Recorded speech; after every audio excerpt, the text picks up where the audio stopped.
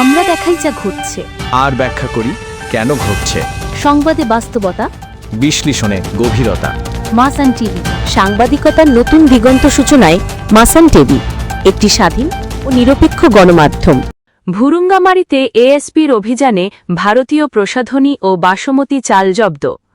কুড়িগ্রামের ভুরুঙ্গামারীতে পুলিশের বিশেষ অভিযানে লক্ষাধিক টাকা মূল্যের ভারতীয় চোরাই প্রসাধনী সামগ্রী ও বাসমতি চাল জব্দ করা হয়েছে। শনিবার উপজেলা সদর এলাকার মহিলা ডিগ্রি কলেজের পিছনে জনৈক আজাদ আলী মণ্ডলের ভাড়া বাসায় অভিযান চালিয়ে এসব পণ্য উদ্ধার করা হয়। ভুরুঙ্গামারী পুলিশ সার্কেলের সহকারী police super ASP Mohammad Muntasir Mamun মুনের নেতৃত্বে পরিচালিত অভিযানে প্রায় ৩৫ প্রকারের ভারতীয় প্রসাধনী সামগ্রী এবং প্রায় ৩০০ কেজি বাসমতি চাল জব্দ করা হয়।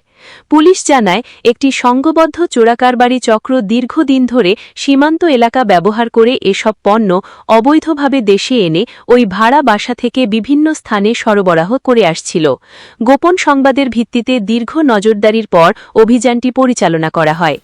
এএসপি মুনতাসির মামুন মুন জানান, আসন্ন ঈদ উল আজহাকে সামনে রেখে সীমান্ত এলাকায় চোরাচালান ও মাদক সিন্ডিকেটের বিরুদ্ধে নিয়মিত সাঁড়াশি অভিযান চালানো হবে। এ ঘটনায় বিশেষ ক্ষমতা আইন ১৯৭৪ অনুযায়ী মামলা দায়েরের প্রস্তুতি চলছে।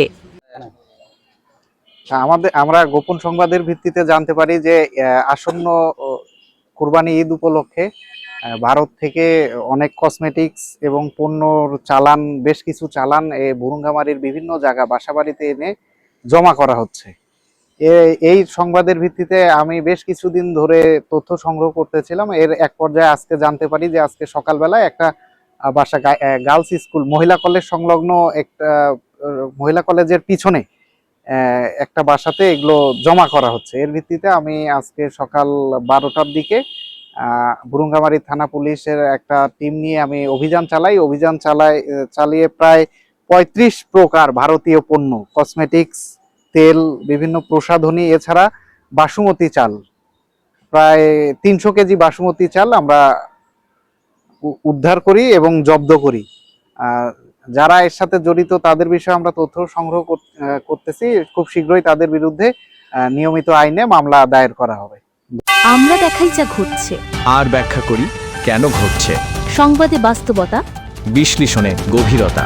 মাসান টিভি, সাংবাদিকতার নতুন দিগন্ত সূচনায় মাসান টিভি, একটি স্বাধীন ও নিরপেক্ষ গণমাধ্যম।